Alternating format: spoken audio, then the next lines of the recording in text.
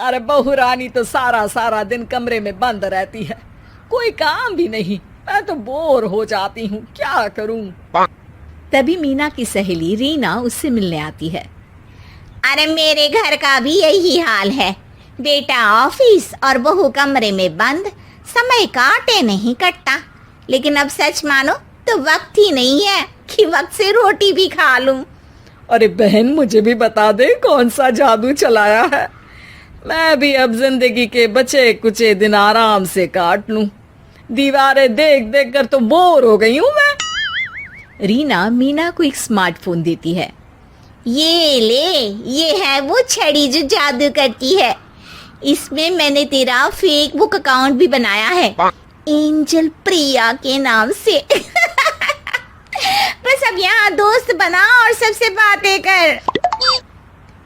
सास को पहले तो उतना समझ नहीं आता है, लेकिन धीरे धीरे वो उसकी आदत डाल लेती है।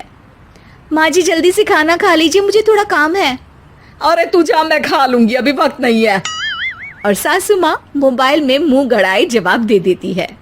बहू समझ ही नहीं पाती और वहां से कमरे में चली जाती है। अचानक सास को किसी प्यारी पिंकी की फ्रेंड रिक्वेस्ट आती है। अरे वाह, ये तो कोई प्यारी सी लड़की लगती है, बात करती हूँ। सास फ्रेंड रिक्वेस्ट अपनाकर बात करने लगती है। अब क्या था, सास सारा दिन उस सहेली से बात करती, अपनी कहती, उसकी सुनती। एक दिन सास फोन पर ही सरगड़ाए।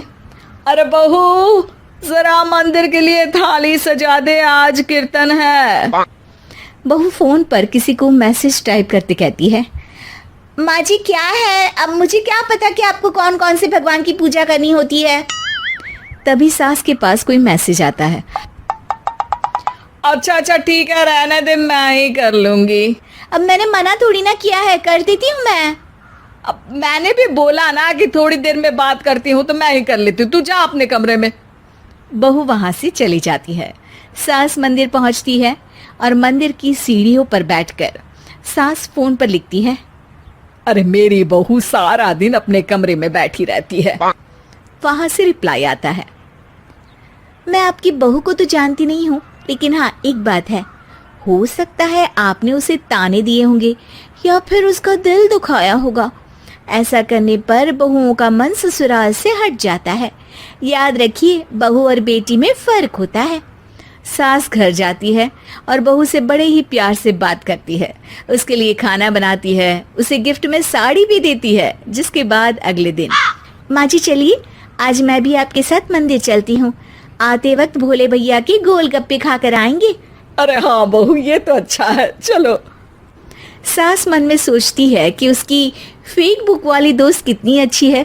उसके समझाने से उसे उसकी बहू वापस मिल गई। वो बहू को अपनी दोस्त के बारे में बताने का सोचती है, लेकिन फिर चुप हो जाती है। बहू फोन पर टाइप करती है। मेरी सास मुझे नौकरानी समझती है, एक गिलास पानी तक खुद नहीं लेती। मन तो करता है कि बोल दूं, मैं बहू हूँ, कोई नौकरानी नहीं। वहां से रिप्लाई आता है। देखो, तुम्हारी सास को तो मैं भी नहीं जानती, लेकिन वो बुजुर्ग होंगी। पूरा जीवन उन्होंने घर गृहस्थी चूल्हा चौका में निकाल दिया।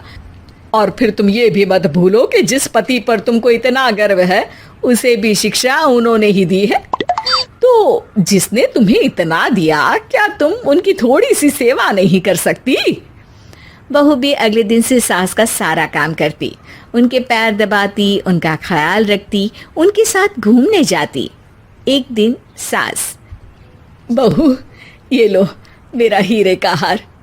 पहले तो सोचा था कि अपनी बेटी को दूंगी, लेकिन आज जब मेरे हाथ पैर में दर्द था तो तुम मेरा साथ दे रही थी। समय पर खाना पानी देकर तुमने ही मेरा बुढ़ापे में साथ दिया। उसके हिस्से का बहुत कुछ मैं उसे दे चुकी हूँ, लेकिन ये अब तेरा। बहू तो ये देखकर खुशी से उछल ही जाती है। वो सास को गले लगाकर कहती है।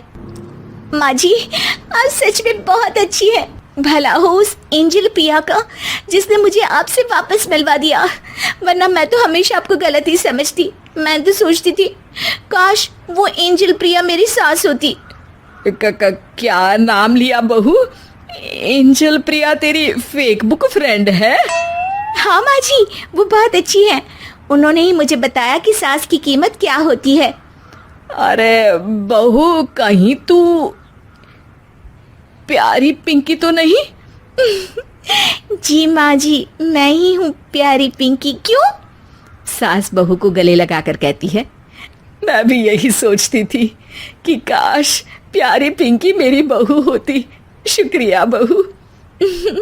सासू माँ, शुक्रिया तो हम दोनों को फेसबुक और सोशल मीडिया का करना चाहिए, जिसने हम दोनों को एक दूसरे से दिल से मिला दिया।